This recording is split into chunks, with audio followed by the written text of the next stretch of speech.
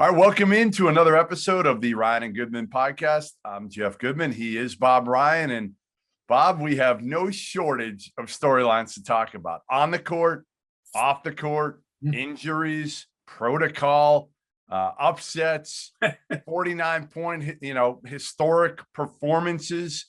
Where do you want to start? I mean, I'm gonna give the floor to you. And where do we start with this? I'm afraid I have to start in a negative. And that is, this when the look back takes place on the 2021 NBA playoffs, no matter who wins, the number one story is going to be who didn't play and how often people didn't play.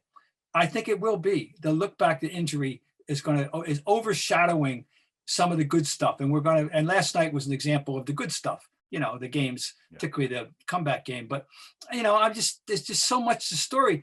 And then if it's not that, it's COVID. Chris Paul suddenly, after playing a phenomenal game, now the next morning we find out he's entered the COVID protocol.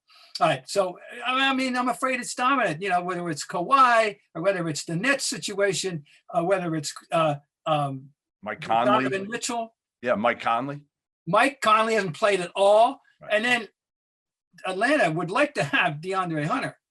And Philadelphia would like to have Danny Green, and so it's just on and on and on. Okay, all right, there's that. Now, but let's get to a positive. Or when you have a thing in which a team is up by 26 and does not win a game, invariably, it is a story of two things. One, what you didn't do, and two, what they did do.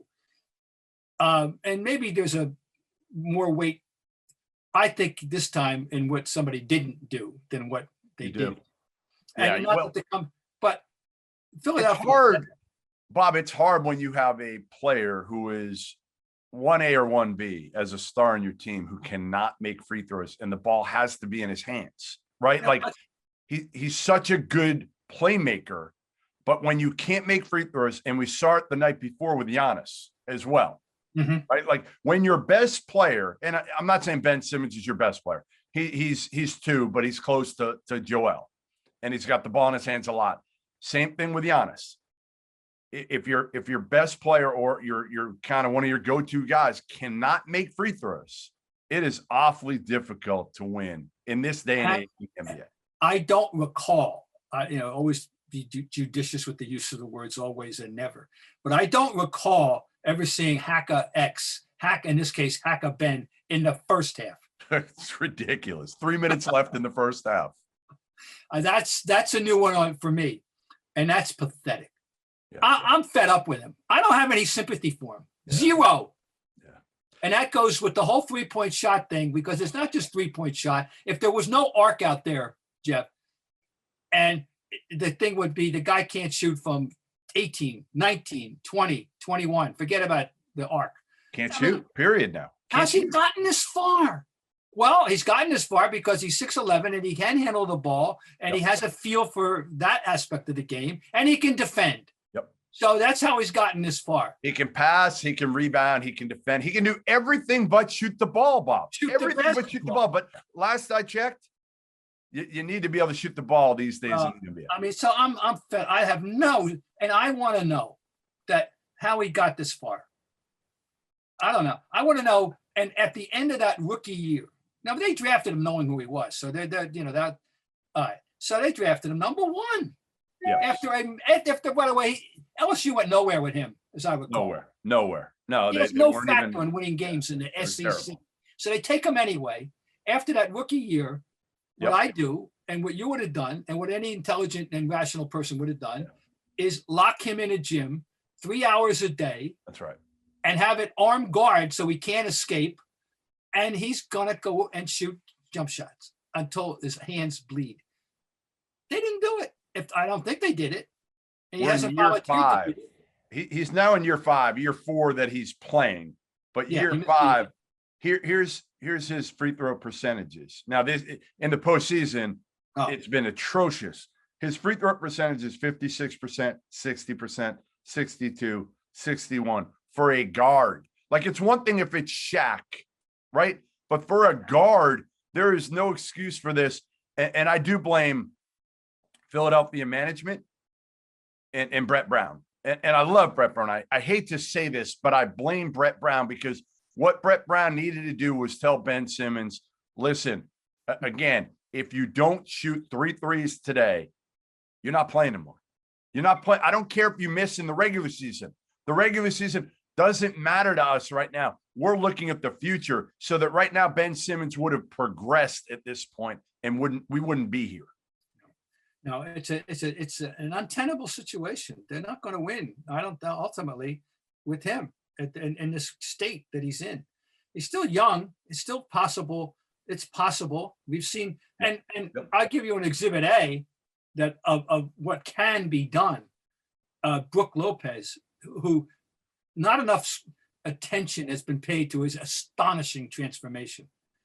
And just go look at the numbers of what he was as a strict aircraft carrier, low post center, never shooting a 3. The only threes I'm sure he took in those years were at the end of the clock, maybe the period, right? A desperation into what he's become, which is a major threat. So, anyway. All right, can we talk about the elephant in the room now? And I know you don't want to talk about this elephant because this is going to hurt you personally. This is going to hurt you. It's Doc's legacy, which is another log on the fire if they lose this series. Oh, Bob, this one would be absolutely miserable for Doc. I mean, again, he's had him in Boston. He had him in LA. Now to have this one against an Atlanta team that they have they're healthy. Like Joel's pretty healthy. I mean, I know he's banged up, but he's fine. Ben Simmons is fine. Danny Green's hurt. I get it, but Danny Green's still Danny Green. They've got enough. I mean, Thibault's a terrific defender. Seth Curry was great last night. Fantastic. Yeah. You know, there's no excuse for this if you're Doc Rivers. There's none. No, I mean, you know how I'm bleeding. I feel awful. I was communicating with him yesterday morning, having some fun, just joking around with stuff. Never. Oh my God, it was awful. Well, because you thought it was a given they were going to win last night. 26. Go up 20. What is it, 26 points? They came out of the half a little sluggish, I thought, but they had it up. They got it. Then they got it back. You know, I can still remember that timeout. Remember that timeout? 11. They're up 11 at that point when he was saying, "It's not about tonight. It's about habits. It's about big picture." Okay, fine. Well, anyway, it was dreadful, totally dreadful. Yeah, no, this is going to be bad. It'll come down. It'll reflect awfully on him. Now, it's not. I've seen enough games. I've seen 3-2s going back home. I've seen 3-2s going. I mean, I covered more than one. So I 1988, what set up the Dominique Lowry shootout was Celtics had to win Game 6 in Atlanta, which they did. Yep. And I'm sure we can find other examples of this. So, you know, it's not saying it can't be done, but that was an opportunity that should not have been squandered at all. Do you think the Sixers win this series, or do you think Atlanta wins it now? If I had to, you know, make a choice, I'm afraid Atlanta will win, but they win that Game 6. We got to give Atlanta some credit, Bob, too. Oh, well, the kid. Let's start with the kid. Yeah, I mean, Trae Young has made me a believer on the offensive end completely. Now, again, defensively, it's a different deal. But you know what? If you're scoring 30 every night, even if you give up 20, you're okay. He's just terrific at, again, the combination. He can shoot it from deep. That floater is amazing. Amazing, Bob. I love it. I love the floater. I'm a big floater fan, and I love him. I like the fact that he did what he did last night with only 2 threes. Yeah. You know, it was he got to the line. You know, how about that one up fake and right in front of Doc too. You know that a professional should know you can't bite.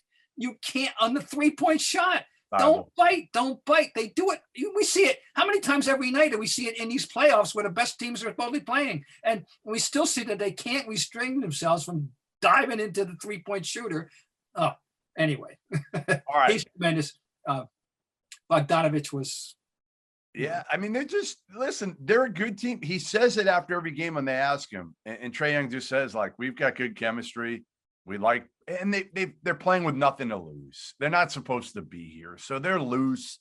Philly's tight, and Philly doesn't have a guy. Again, They don't have that guy that they can put the ball in their hands and just say, go make a play. Like, think about it. Phoenix has two. They got Chris Paul and Devin Booker, right? Brooklyn, whether you have Harden, Kyrie or not, you've got KD. Just put it in his hands and let him go to work, right? Yeah. Utah has Donovan Mitchell when he's healthy. Like, that's the difference is really Philly does not have that guy. They don't have that guy because if you give the ball to Ben in the last few minutes of a close game, you're going to foul him. No, and Seth was tremendous last night, but he's not that guy. Not that guy. He was tremendous. Does Milwaukee? Let's get to Milwaukee now, because I think it's similar to some extent with Giannis. Now, I still think Milwaukee can come back and win the series and win the whole thing. I do. I still, I'm not counting them out because if Kyrie's not playing, which he's not, and Harden's still not Harden, which he's not going to be, it's going to take another ridiculous out of this world performance from KD. I don't know if he can duplicate it, but 49 is 49, Bob. And, I'm not sure he makes, that three at the end of the shot clock, I don't know how many times he makes it. Do you make that 3 out of 10? I know you're KD, but you're not making that consistently. That was an amazing shot from an amazing player. He's the best player on the planet today. Today, Bob, he's better than LeBron James is, and he should be. LeBron James is 36. And the other thing is he will guard you too. Right. And that's important. So we're talking about this whole, best of the time. I think I totally agree with it. Now, that was a transcendent performance, one of the great playoff performances that I've ever seen. And in the context, it wasn't just a game one, it was a vital game and a vital circumstance with Kyrie out and with Harden, just a decoy more or less, to say the least. And he did what he did. I totally salute him, but he's going to have something, at least 80% of that effort, I think, to get it done. Right. That's my thing is Milwaukee. They just, again, I worry about Giannis. I do. I worry about him mentally a lot. You could see it in his, with his mannerisms and, when Middleton passed him the ball at the end there. And that was awful. You can't fumble the ball. You know what it was? You know what the problem was? You didn't want to get fouled? Correct. He was rushing because he didn't want to get fouled. So he's trying to catch the ball and go up quickly and go up strong and make sure he dunked it because he did not want to go to the line, period. And now, maybe he and Ben, maybe Rick Barry should take he and Ben Simmons under his tutelage this offseason. Yeah, shoot underhand too. How about that? Now, let's get to the big issue with Giannis, which is Mike Budenholzer, Mr. Budenholzer. How can you not have him guard Durant in those? You got to try, right? You got to try. How can it not even be there? Shouldn't even be an issue. If you're supposed to be a defensive player of the year caliber player, right? And it's not all about shot blocking like Rudy Gobert, or those kind of players. Then how can he not be on him? What is that? That's all Budenholzer. You got to at least give him a shot, right? You got to rotate. If you want to do something, rotate Middleton and Giannis and switch them up. If you want to keep Giannis Tucker fresh. with the bodying, but give him different looks. But give him a Giannis look at least sometime. Yeah, I get it. You probably want to keep Giannis fresh as can be. But when you see that it's KD and nobody else out there, you say like, all right, let's try this. He's already gone for 40. He's shooting right over Chris Middleton. We know that. PJ Tucker. Get any shot he wants there. Yeah, I mean, PJ Tucker's 6'3". I mean, KD's going to do what he wants against him, no matter how tough PJ Tucker is. It's funny. I was asked this question yesterday, and it was a 2-part question. It was basically, do you think Giannis is overrated, number one, and can win a title? And I said, I think he is overrated, number one, but I still think Milwaukee can win the title. I really do. I believe that, Bob, because what they are is still the healthiest team of any team out there right now. Yeah. That's what they are. So, if it's just KD and KD has a mortal performance, then, and there's no Kyrie and Harden looked like the Harden from the end of his Houston days. We've seen KD. There was a 9 for 26 game. That's how I recall already in this series. It can happen. There's no certainties. This is the thing that we have to stress. that you predict anything with these teams at your own peril. Right. I mean, it just sit.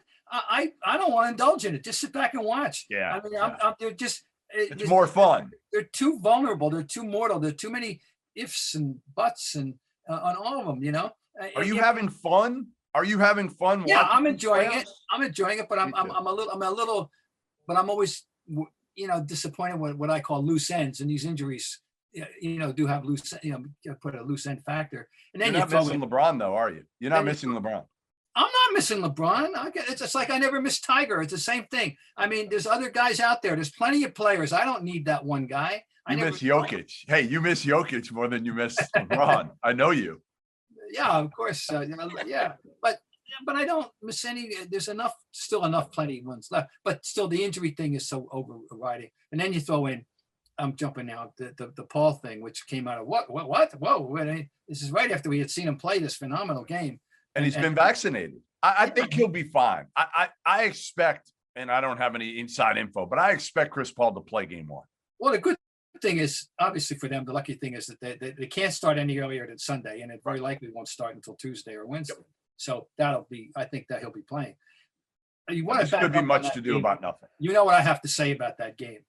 What I love most about that game that he played is that he had a pure, real box score that did not depend on a shot being 1 inch behind an artificial arc instituted in 1961 by a promoter named Abe Saperstein that has infested the game of basketball and ruined it in so many ways.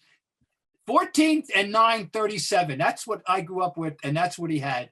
And I should frame that box score and send it to everybody. That's a real throwback, Bob. Box score. Throwback. He is a complete throwback in every sense of the word. And the dreaded 2-point shot. Oh my God! He made 8 in a row of them, right? At one point in the mid range. Wonderful performance. It was a tremendous performance. And he's one. I was never. I'll be honest. I was never the biggest. Me either. I wasn't negative, but I wasn't. It was he's okay. He's good. He's gonna. It's really good. I know, but I never thrilled me. But boy, what I'm seeing now is a professional slicing and dicing. Did I tell you? Have we talked about my Chris Paul story on here? When I asked him about Donald Sterling years ago and why we don't talk? Go. Oh yeah, go ahead. So it was out in Vegas the year that all the Donald Sterling stuff kind of went crazy. And I think Doc had said, right? Hadn't Doc said he wasn't going to potentially coach? Was it right? Was it? I don't know. Anyway, CP3 was out there in Vegas coaching an AAU team. He does it every year. Mm-hmm. Carmelo coached one team. Chris coached another team. I went up with, recorder in front of his face, asking him a bunch of questions. One of which was, basically, would you play, will you play for Donald Sterling next year? And then we talked about his AAU program and obviously he's unbelievably involved in the program, shows up all summer for his team, works with the kids, whatever. So we talked about that too. Well, obviously I'm writing the story for ESPN. They don't give a what about his involvement with the AAU program. So obviously, I write it. The lead is about his comments about whether or not he'd play for Donald Sterling next year. So they cut everything at the bottom. Any AAU stuff I put down the bottom. I knew they were going to cut it, to be honest. I mean, but I tried to put it in there at the bottom and they cut it. And next thing you know, I get a call like an hour later. I'm at lunch with a few guys in Vegas and I get a call and he's all upset that I wrote it. And I said, Chris, what did you think? Like I had a recorder and you knew you were being recorded. You knew it was on the record. You knew if you're going to talk about Donald Sterling, that's going to be the news. And literally we haven't talked since then. That's, I don't know how many years ago that was, six years ago. Back a few. He'll walk by me now and not look at me. And it doesn't matter to me. I'm doing my job. I mean, it's like, anyway, but getting back to it, listen, I have the ultimate respect for Chris Paul, the player, the leader, the guy who always comes out ready to play. And I've been told by plenty of people who have played with him and coached him and been around him, they'll say like, he's like this in the summer. Like this starts in the summer with like young players. Every time they go on the court, there's no screwing around. It's like to win and to try to teach these guys how to play the right way. And listen, it'll be kind of cool for him to have a chance to maybe win an NBA championship now. Well, I mean, it's the last cherry left on that Sunday he needs, and he needs at least to get to the finals. Yeah. He really needs that. I mean, because that was a year, but not that, look, he's going to the Hall of Fame first ballot. We know that. But in terms of having a seat at that final, the big table, the really inner sanctum table, he needs at least to get to a finals once. And I think this is obviously a real shot that they have to do that. Hi guys, Cedric Maxwell here. I want to take a minute to tell you about Marigold Medical. I'm used to keeping my body in great shape, but with arthritis, even the most simple everyday tasks became unbearable. As soon as I called Marigold Medical, I knew I was in good hands. No drugs, no surgery, just an experienced team of caring professionals that wanted to get me back to doing the things I love. Make the call to Marigold Medical and get back to pain-free life. All right, so we got some. Well, we'll leave the whole show again. Don't let me forget to ask you who you think is going to win now, because we do that every single week. So don't let me forget. But let's go to off the court stuff now, because there's plenty of that too. I think we've hit on kind of the on the court stuff to some degree here. Let's start with the All NBA teams, okay? And Jayson Tatum and Donovan Mitchell missed out on $33 million. It's just preposterous. $33 million. The idea of a contract being structured on the whims of you, people like you and me, and not that I know we can talk about whether I feel we should be voting and all that, but it's just ridiculous. The amount of money at stake. Yeah. Just they're making a third team as opposed to this blew me away when I first found out. I was texting with Tatum earlier in the day. I said, "Are you nervous?" And he texted me back. He's like, "Wouldn't you be with 32 million?" And people will say, "Well, he's making 30 million." I get it, but that's still $32 million. I don't know how we come to this. How a team comes to this. I just don't. I mean, it's a dumb setup, Bob. Is what it is. Back, we all go back. Way back, prehistoric. Red when Red's still the running the Celtics, and Red used to talk about this all the time about guys with contracts, and guys said, "I want a bonus for making the All-Star team," and he said, "Hey, for what I'm paying you, you damn well better make the All-Star team." That end of story. Yeah. See you later. They'll close the door when you go out. And okay, so now we come to this. I'm looking at Jimmy Butler. Listen, Jimmy Butler got 9 first place votes, Bob. 9 first place votes. I don't understand that. I'm not saying like it's a lock 100% that Tatum and Donovan Mitchell should be on it, but you can make a valid case they should be on it ahead of Jimmy Butler, ahead of Kyrie, ahead of who else? Paul George should be on there too. Paul George. Right. Now Rudy makes third team. Yep. There's a so-called center on each team. Jokic is 1, Embiid's 2, and Rudy's 3. You got to have a center. I still believe in paying homage to traditional basketball by finding a center. I have no problem with that. But when I look at Butler and George as opposed to what Tatum did, I think I could, and for Mitchell, I would. And Tatum's played. He played like 10 more games than both Butler and George. Yeah, I would say he has a completely. Now back to the issue of voting. In the old days, I think having the media vote is fine, except now with this money, and this goes back, and we found out in baseball that there were incentives for MVP, and and of course the New York Times will not allow their people to vote, and period. Now, this has been going on for a couple of decades. I don't know how there may be there are others. I think I don't know how many or who. I don't know if do you know offhand? I don't know anybody else. New York Times doesn't allow their people to vote, right? And I used to laugh and scoff at it, and then when something like this happens, you understand the reasoning, or at least I assume that's how would you do it, Bob? Would you have a mix? Like, I don't mind a few media people that are really, really good and a few mixed with some players mixed with some executives.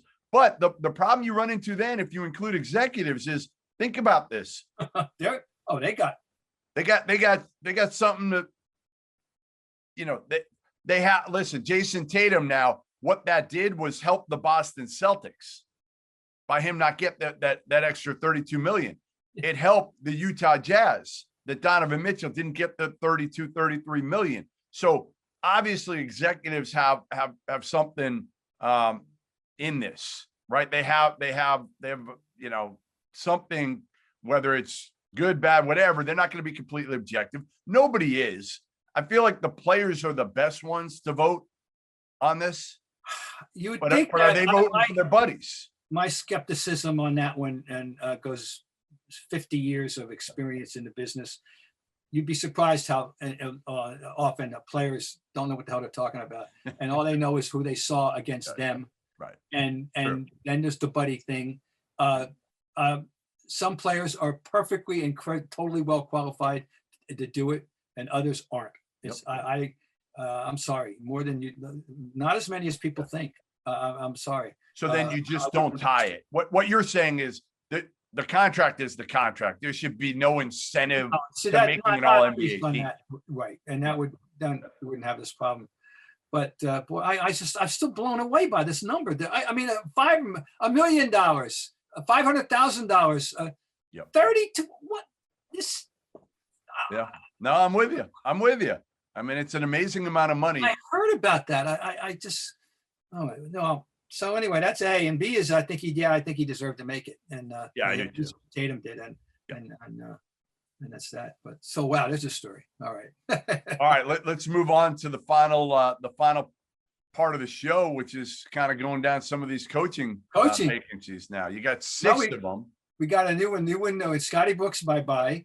I want you to rank them. I want you to rank them 1 to 6 right now, Bob. All right, so. Go ahead. I'm going to read you the 6. Go ahead. I'll give you my rankings first. That might make it easier for you right now. All right. So the 6 are in no particular order right now. Now, what are we ranking? The order of preference, the best job? Best to worst job. Best to worst job. Best to worst. All right. Best to worst. The jobs out there are Indiana, Portland, Boston, New Orleans, Orlando, Washington. All right. Okay. You got them? Wait a minute. I'm sorry. Go ahead. Indiana, Portland. Yep. New Orleans. NO. Yep. Boston. Yep. Orlando, Washington. Okay. Fine. So you got the 6. Okay. Number 1 for me is your Boston Celtics. They got a 23-year-old star in Jayson Tatum, a 24-year-old all-star in Jaylen Brown. And last I checked, there's still plenty of tradition there. So I'm giving that to them at 1. Number 2, a little bit tougher. Do you agree with me on that or no? Yes. Number 2 is a little bit tougher, Bob. You could make a case maybe Portland's got the best player of everybody remaining in Damian Lillard. You could make a case for Indiana, potentially for your boys Sabonis and Miles Turner and Karis LeVert, and they got some good players there. You can make a case for New Orleans. They got a kid named Zion, right? They got Zion down there. I'm going to let you go first because I'm going to go. And this is a heart over head because you mentioned I love Sabonis. Yeah. I like some of those players, but I really love Sabonis. And boy, he had what a month he had that is people didn't pay any attention to. Just go back, folks, and look up what Donatas Sabonis did to end the season, like the last 3 to 4 weeks. OMG right there. Okay. And then I go Portland for obvious reasons, except that the Lillard thing appears to be in flux, right, in a sense. But that backcourt is good for, 50 to 60 points every night, Okay, Portland. And then I go Zion. So now we're 4. New Orleans 4. And why? I can't even. Orlando has become such an anonymous, amorphous, irrelevant. So long. So I'll go Washington because we know, at least we tell you we got that those 2 guys at least. And then I go Orlando, who have become a forgotten entity in the NBA. I don't know how to rank them. New Orleans, Portland, and Indiana. I'm with you. I like Indiana's talent. I just don't know if they have a star. And I don't think you can win without a superstar. Like Sabonis is your superstar. But again, you can't give him the ball and go say, make a play. That's not what he does. He's not that kind of player. He's a wonderful number two. He's a wonderful number two. So I would say Portland for me, only because you have a chance with Lillard and McCollum if you keep them around to go deep in the playoffs every single year. And if the big guy can stay healthy. Right. Nurkic, and Zach Collins, even Zach Collins. Yeah, Zach Collins. I loved him. I loved him at Gonzaga. So I might go Portland number 2 right now, which I think will probably shock a lot of people. But no, really. Now you got those two guys. Now assuming that Lillard stays put. Yeah, that's the key. I know that Knicks fans have been happy to go out and pick him up at the airport. In fact, they'd be happy to drive a caravan, to go pick him up out there. But that may not be happening. How shocked were you when you saw that Stan Van Gundy lasted? Never. He's an engaging character. He's the greatest post game maybe ever. Yep. But he was a wrong fit from day one. Yeah. I think for that group. You need somebody that's going to be able to connect with those young guys better. Yeah. I want him back, kibitzing, but I'm sorry. No, he's had enough chances to prove what he is as an NBA coach. Yeah, I think you're right. I mean, I think the hard part was, you kind of fell in love with him even more on TV. Oh, and listen to Dan Lebertard. He's a frequent guest with Dan Lebertard's podcast. His radio. He's hilarious. Hilarious. That's good. I love the Van Gundy brothers. I mean, I'm so happy I want Jeff to stay what he's doing forever and ever too. So that's good for me. But anyway, that was a wrong fit. They made the right move there. So, and somebody's going to have the pleasure of coaching Zion, no doubt, but they need more. I'm sorry. You know what I've been hearing a lot of people in basketball execs and that I've talked to lately that are really down on Zion, really down on him, and feel like this NBA game does not fit Zion. And, again, he's kind of an undersized 5-man and can't shoot it and doesn't guard, and he'll put up his numbers, but can you win with Zion as your number 1 guy? Probably not. And Brandon Ingram, to me, never will. Like, that's not him either. So you got a bunch of good players. Yeah, they're good. I always felt like Lonzo and Zion together, while they're a highlight tandem because Alonzo's ability to throw the lob and get Zion easy buckets, to have 2 guys that aren't really threats shooting the ball from the perimeter, you can't do that these days. Yeah. Well, speaking of which, Ball brothers, we salute the quite legitimate rookie of the year, don't you think, LaMelo? Yeah, I think so. I mean, a lot of people would say Anthony Edwards, but to me, when LaMelo was on the court, he was way better than and Anthony Edwards was better too. But the difference for me was, like, Charlotte was actually competitive. Yeah. Like, Charlotte was a good team. Imagine if they had a healthy Gordon Hayward at the end, like Charlotte might have advanced. Oh, yes. Yeah. No, of course, will we ever see a healthy? I don't. Yeah. I hate to say it, but probably not. So the job. So we all agree that Orlando is the worst. Orlando is the worst. Celtics are the best. I think Washington's clearly 5 out of those 6. And then, all right, I'm just moving in terms of coaching. Yeah. When it's all said and done, will one of the coaches be a female or not? I don't think so. You don't think so? Will it happen? So. Will it happen eventually? I don't know, Bob. I don't know. I mean, maybe. I just don't know. It's going to take an owner. It's not going to take a GM. I don't think a GM is going to make that decision. That's going to be an ownership decision. Here's my question. I think the decision is going to come down to when Pop retires. Well, that's the biggest decision. Well, I talk about, obviously I think he would readily appoint himself if he could appoint Becky Hammond, of course. Can't he?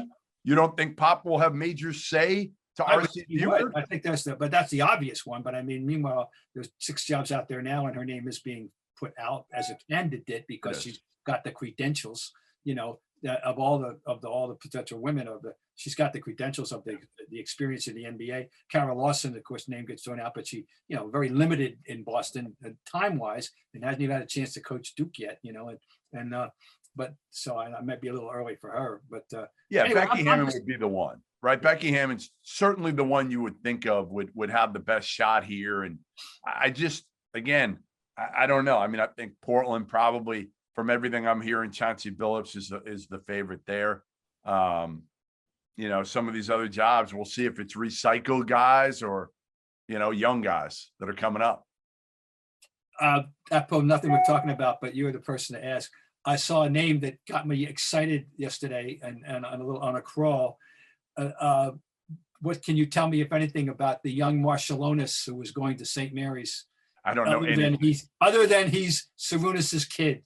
Yeah, I know nothing. I know this. Randy Bennett at St. Mary's does one heck of a job recruiting international kids. So my guess is the younger Marshallonis is probably a talented kid, and Randy Bennett's one of the best coaches in college basketball. One of the best developers of talent, just ball coaches. So I'm excited to see him. And St. Mary's, they need talent right now. They've kind of fallen off a little bit. Especially with their arch rival is going to come back with a vengeance, right? That's right. Yeah, no, Gonzaga. Listen, if you haven't, you need to see the duo of Drew Timme and Chet Holmgren this season.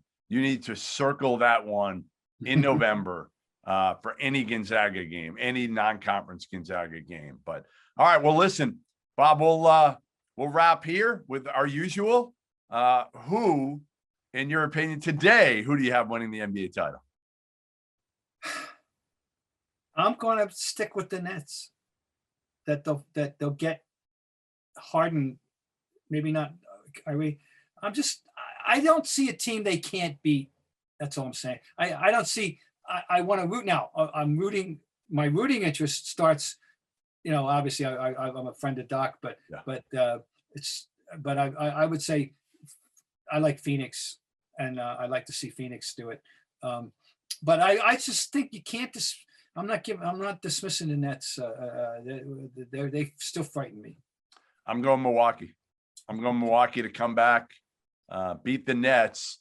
And if they do, I think then they have the momentum. Yeah, obviously, these next two games are key. But I'd say, but anybody, put your money down at your peril. There's just too much uncertainty out there in so many ways this year, which is fun. It's like fun to being a sports fan. This is what makes sports great. You don't know. This isn't like going to the theater, folks, or the museum. You don't know, and that's why we love it. No, you don't know, and come back next week and you'll find out a little bit more and who's left standing, and unfortunately who's left standing. By the way, I'm just saying this is my homage to the Clippers' wonderful their victory last night.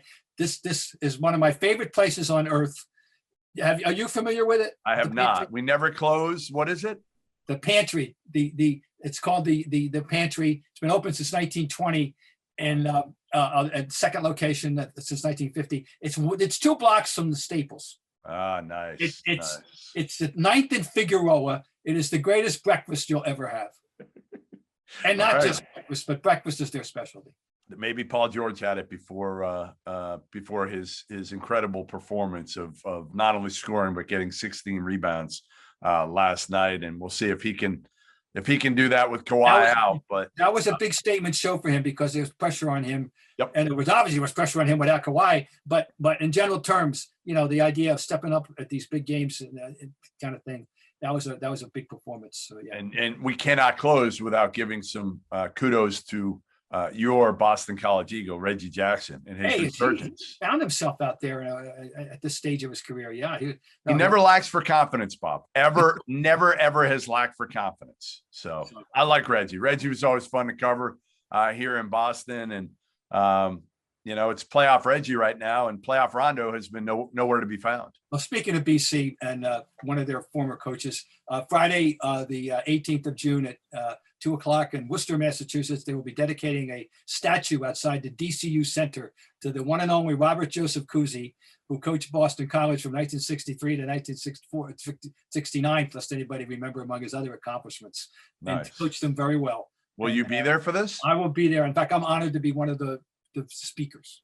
Ah, very nice. So looking forward to that. So it's when? Tuesday, on Friday afternoon, June 18th. Friday, June 18th in Worcester, Mass. at 2 p.m.